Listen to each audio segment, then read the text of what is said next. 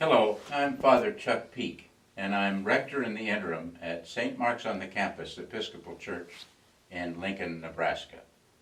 And I'm joined today by Dr. Steve Shively, recently retired from teaching at Utah State University in Logan, Utah, and just recently having moved back to his old stomping ground here in Lincoln.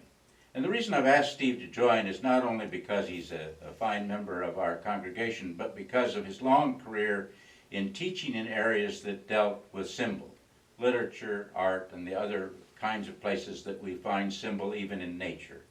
And the reason we're doing that is because, as we said in the prologue, people walk into an Episcopal church and they see all sorts of things that have meaning, but if you're not used to seeing things as having symbolic meaning, if you're not used to the fact that an object can have a deeper meaning than just its physical presence, then you're going to miss a lot of the richness of the Episcopal Church. So I'm going to ask Steve in just a moment just to tell you who he is and some more about himself, and then to tell us something about the nature of symbol by possibly giving us some examples of symbols and how they work. Steve, tell us a bit about yourself besides what I've just said.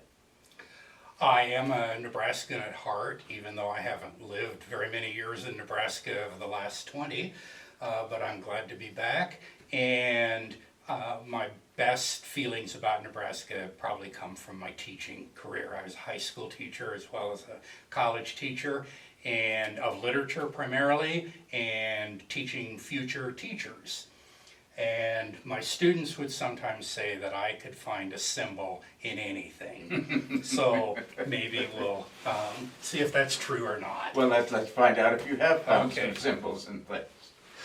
Well, one I thought I would start with is a symbol that isn't explicitly in the architecture of the church, but it has a lot of religious and spiritual aspects to it. And that would be rivers. And in a spiritual sense, particularly the Jordan River, which is so important in the Bible, the scene of the baptism of Jesus and all of the stories of John the Baptist, the symbolism of baptism as something that is cleansing, it is a washing away of sins. We even will sometimes hear the expression crossing Jordan for death, and it becomes sort of a marker between death and life. And baptism does the same thing, that you can die to your life of sin in being born into a life of redemption. It always struck me that when the ancient storytellers wove the story of the Garden of Eden, they wanted to locate it, and the way they located it, even though it's mythological, the way they located it was by where the rivers were. Yeah. That the rivers were the border, and the border was what contained and gave meaning to what they were trying to say in the story. Rivers like the Euphrates, Yes. the Tigris, Yes. are very real rivers, even in that story. Yes. Absolutely. Within the church here, there are some, I think, strong and beautiful suggestions of rivers. And that would be in the stained glass windows, the creation of Julie Lowe, and in some of the fabric art created by Connie Bacchus-Yoder, the altar cloths, the chasuble, that sort of thing, really suggest rivers. A lot of suggestion of flowing and of waves and of, yes. Yes. And another thing I like about rivers is that rivers have multiple meanings, and I think so many of religious symbols do. They can be positive. A river, of course, is a place of bathing, of washing clothes, of irrigation, of recreation, right. A source of food, the fish in the river. But rivers, as we well know here in Nebraska, are the source of destructive floods. Yes. They can be a source of a scene of great pollution, drowning. There's danger in rivers as well as the good things. And literature is full of such things. I think of passages in Huckleberry Finn by Mark Twain about the Mississippi River. Here in Nebraska, We have books like William Clefcorn, his Platte Valley Homestead, Paul Johnsgaard, The Platte, Channels in Time, John Neihart, The River and I, and there are many more. That's just a start. Bill also had one called This Death by Drowning, Yes, that's where right. you get the other That's right. aspect of the river. Yes, yes. And I thought maybe I would read a poem that seems to fit.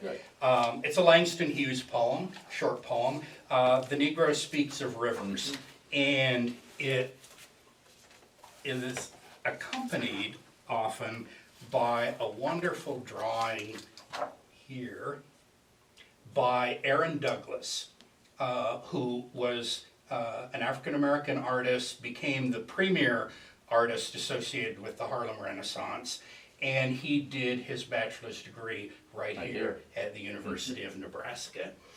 And the poem goes like this. I've known rivers. I've known rivers ancient as the world and older than the flow of human blood in human veins. My soul has grown deep like the rivers. I bathed in the Euphrates when dawns were young. I built my hut near the Congo and it lulled me to sleep. I looked upon the Nile and raced the pyramids above it. I heard the singing of the Mississippi when Abe Lincoln went down to New Orleans. And I've seen its muddy bosom turn all golden in the sunset. I've known rivers, ancient, dusky rivers. My soul has grown deep like the rivers. That's a beautiful poem. It really is. I think it may be, at least in the general public, one of his best known Yes. poems, because it resonates for us, because we all sense that in the river there is a physical object, there's a geographical marker, but there's something more. Yes. When we want to spend the weekend out at the lake, we don't want to do it just because it's a lake. We want to do it because it symbolizes to us something rich in our lives. And there's a lot of spirituality in that poem. My soul has grown Yes. deep like the rivers. Yes. It's like the flow of human blood in human veins. The transformation, the Mississippi River, I've seen its muddy bosom turn all golden in the sunset, and that transformation of mud into gold Yes, has sure. religious connotations. Well, and goes back again to that Eden story of the way we were created is out of mud and That's right. and dust. Yes. Yes, And absolutely. Well, the psalmist says there is a river whereof makes glad the city of God, and so that is a wonderful idea of a symbol. Yeah. And if you want to know what that might have to do with walking inside the church, well, stay tuned for other segments of these broadcasts. Thank you.